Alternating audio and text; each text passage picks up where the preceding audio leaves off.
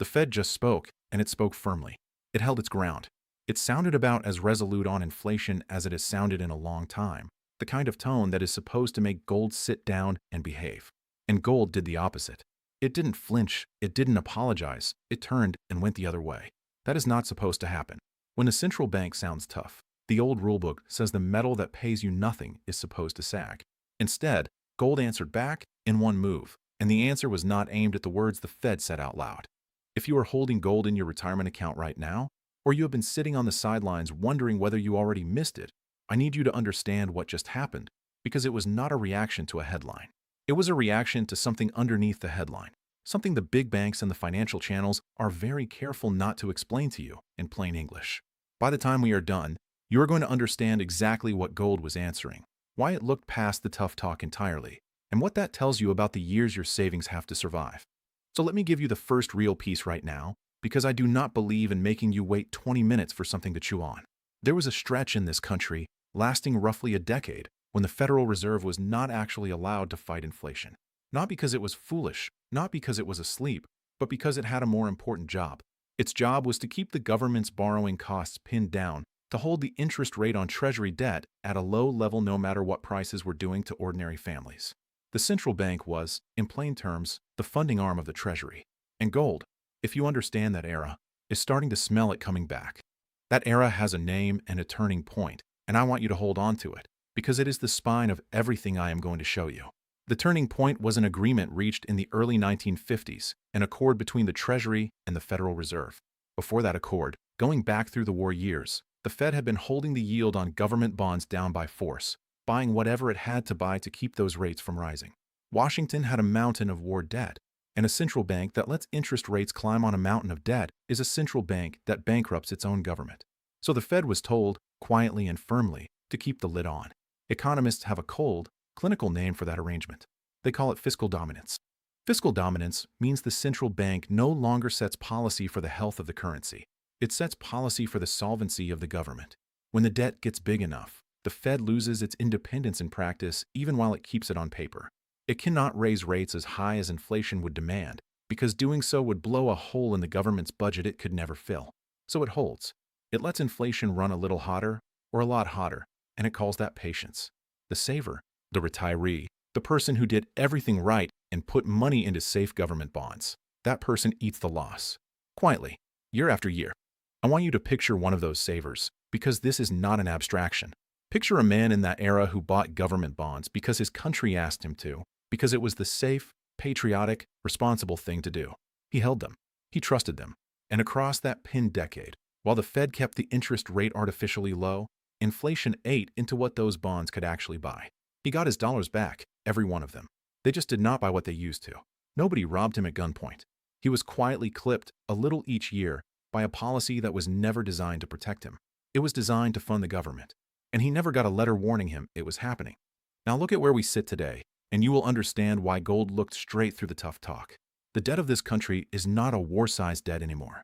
It is far larger relative to the whole economy than almost anything in our peacetime history, and it is growing faster than the economy that has to carry it. Every year, the interest bill on that debt climbs. And here is the trap that gold has already sniffed out. If inflation flares up again, the honest response is to raise interest rates and hold them high. But high rates on a debt this size mean an interest bill that starts to crowd out everything else the government wants to do. At some point, the math forces a choice. Protect the currency or protect the government's ability to keep borrowing. History tells you which one wins. That is what gold was answering. Not the current stance, not the firm words, not whether rates went one notch this way or that. Gold is not trading on the meeting that just happened. Gold is trading on the end game, on the growing suspicion that no matter how tough the central bank talks today, the sheer size of the debt will eventually force it back into the role it played before that 1950s accord, back into fiscal dominance. A Fed that must fund the debt, whatever that does to the dollar in your pocket. When the market starts to believe that, it does not wait for permission. It front-runs it. And the thing it buys to front-run it is the one asset that has no debt attached to it, no promise from any government, no counterparty who can quietly clip you. It buys gold. Let me pause here, because this is exactly the point where you should be thinking about your own money, not just the theory. If the lesson of that pinned decade is that safe government paper can quietly lose its purchasing power while the central bank looks the other way, then the question for you is simple. What in your retirement account is genuinely outside that trap? And this is where I want to tell you something that most people your age have never had explained to them clearly. The largest, most sophisticated buyers on the planet, the central banks themselves, have been accumulating gold at a record pace, well above anything they did in the decade before, and they are doing it precisely because gold sitting in their own vault cannot be inflated away or frozen by anyone else. Now here is the part almost nobody tells the ordinary saver. There is a completely legal way for you to do the very same thing inside the retirement account you already have. You can move a portion of an existing 401k or IRA into physical gold and silver, held for you in an approved depository, through what is called a self-directed precious metals IRA, without triggering taxes and without triggering penalties, because it is a transfer, not a withdrawal. This is not some exotic club for insiders. If you have $100,000 or more in any retirement account, this is squarely for you. We put together a free guide that walks through exactly how it works, step by step. If you are watching this on your television, just scan the QR code on your screen. If you are on your phone or your computer, go to jeffreedguide.com. It costs you nothing. And for accounts over that size, there is a free, no obligation one-on-one to answer your specific questions. Now let me take you back to the mechanism, because I want you to see how deep this goes. The reason gold broke its old habits is that the old relationship, the one every trading desk on Wall Street was built to exploit, has quietly stopped working. For decades, the rule was simple. When interest rates that beat inflation went up, gold went down. Why hold a metal that pays nothing when a bond pays you a real return? That was the one true enemy of gold, an honest interest rate that actually rewarded you. And there was an era, not so long ago, when a Fed chair took interest rates up into the high teens and did exactly that. Broke the back of inflation and broke the back of gold for the better part of 2 decades. So the desks learned the rule. Rates up, gold down. They still trade it that way. They still talk about it that way on the financial channels. But recently, gold climbed even while those real rates stayed high. The inverse relationship broke. And the reason it broke is the reason this whole video matters. The market has stopped believing that today's tough stance can last, because it can see the same debt math you can now see.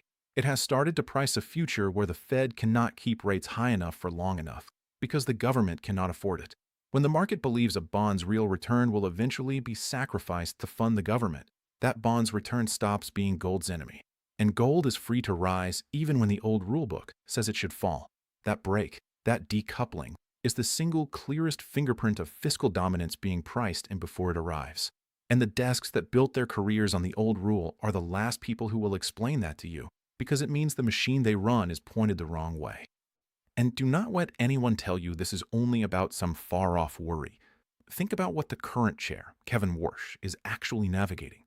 He can talk as tough as he likes about prices, and by all accounts he has, holding the line and letting the market feel his resolve. But resolve is cheap when the debt is small, and ruinous when the debt is enormous. The words a central bank uses and the position it is trapped in are 2 different things, and gold has always been better than any of us at telling them apart. A central bank can sound like it is in charge right up until the moment the arithmetic of the debt takes the wheel.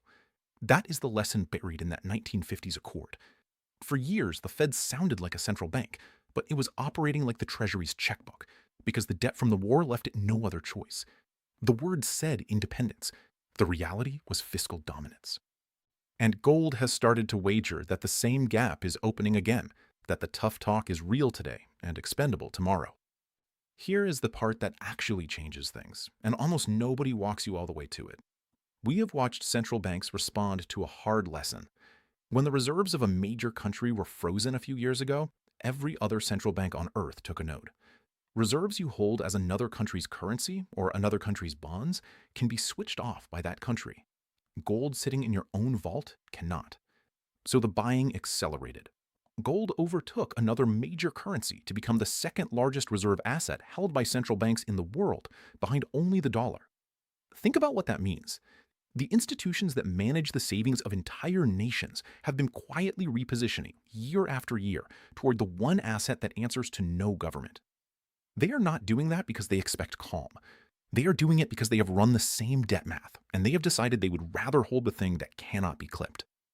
And this is where the enemy comes back into focus, because you have to ask why you were never told any of this in plain language. The trading desks make their money on your movement, on your fear, on your churn. The financial media needs you tuned to the meeting, to the tough talk, to the drama of a single decision, because that drama sells. What none of them profit from is you understanding the slow structural story underneath. The story of a debt so large it eventually captures the central bank that is supposed to police it. That story does not fit in a headline. It does not make you trade this week. It just makes you quietly protect yourself once and stop being their customer. That is precisely why it stays buried. Now, let me be honest with you. The way I would want someone to be honest with my own parents, because you have earned that, and because the financial channels will never give it to you. Gold is not a straight line up. It has had brutal years inside its greatest bull markets. There was a stretch mid-run in the 1970s where gold nearly cut in half, and plenty of people gave up right there, convinced the whole thing was over, only to watch it multiply many times over in the years that followed. There was a year more recently when a mere hint that the Fed might slow down its support sent gold down by roughly a quarter in a matter of months. Understand that the people who move the cost of holding these positions, the exchanges and the desks, can shake the metal hard in the short term without a single thing changing in the underlying story. They move the cost of holding. They do not move the debt. They do not move the math. So, what does that mean for what you actually do? A few plain principles, and then I will get out of your way. First, own the metal, not a paper promise about the metal. The whole lesson of fiscal dominance is that promises get quietly clipped when the pressure comes, and a paper claim on gold is still just a promise from someone who can fail you. Second, size your position so that a shakeout, and there will be shakeouts, can never force your hand. If a 30% scare would make you sell at the bottom, you own too much. If you own an amount you can hold through the noise cannot hurt you. Third, and this is the one that separates the people who win from the people who capitulate, do not sell into the shakeout. The shakeout is designed, whether by intention or just by the mechanics of leverage, to separate patient owners from their metal at the worst possible moment.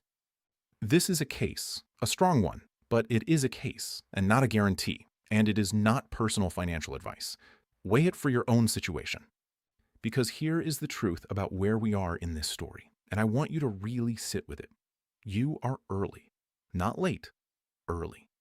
The smart money, the central banks, the institutions that manage the wealth of nations, they already see it. They are already positioned. They have been buying for years while the crowd argued about a single meeting. But the mainstream has not caught on. The pension funds are still overwhelmingly in paper. The financial media is still narrating the tough talk as if the tough talk were the whole story. Your neighbor is not talking about fiscal dominance at the dinner table. And that gap between what the smart money already knows and what the crowd has not yet realized, that gap is the entire opportunity. Because by the time it is obvious, by the time it leads every news segment and every advisor at every bank is finally recommending it, the easy part will already be behind us. The price will already reflect it. Nobody is going to send you an invitation to this. Nobody is going to call you the day before the crowd arrives and tell you it is time. That is not how any of this works. The invitation is the understanding itself. It is seeing the pattern early enough to act while acting is still calm, still cheap, still fully your choice. The window where a decision like this is easy and reversible is exactly the window where nothing feels urgent. And that window is open right now, precisely because the crowd is still looking the other way. So if you have watched this far, you understand something now that most people your age will not understand until it is too late to matter. Let me give you the way to act on it, calmly, with real information and no pressure. For those of you with a $100,000 or more in a 401k or an IRA, we hold a free one-on-one educational web conference. And if you mention that you watched this all the way to the end, you get a spot. It is not a sales call. It is a working session to understand whether moving a portion of your retirement into physical gold and silver actually fits your situation, how the tax-free transfer works, and what the honest risks are. The reason to do it now is not fake urgency. It is the opposite. It is that the best time to make a decision like this is while it still feels like there is no rush, because that calm is exactly what disappears once everyone else finally sees it. If you are watching on your television, scan the QR code on your screen. If you are on your phone or your computer, go to jeffreeguide.com. So let me bring it all the way back to where we started. The Fed spoke firmly, and gold answered by turning the other way. And now you know why. It was not answering the words. It was answering the debt. It looked past the tough talk and priced the thing the tough talk cannot change. The slow gravitational pull of a debt so large it will one day force the central bank back into the role it played before that 1950s accord, funding the government first and defending your dollar second. Gold answered the Fed in one move because it was answering a question the Fed will not admit is being asked. And the man who bought those safe government bonds all those years ago, the one who got every dollar back and watched every dollar buy less, he is not a history lesson. He is a warning. You do not have to be him. But you do have to decide, while the deciding is still quiet, whose side of that trade you want to be on.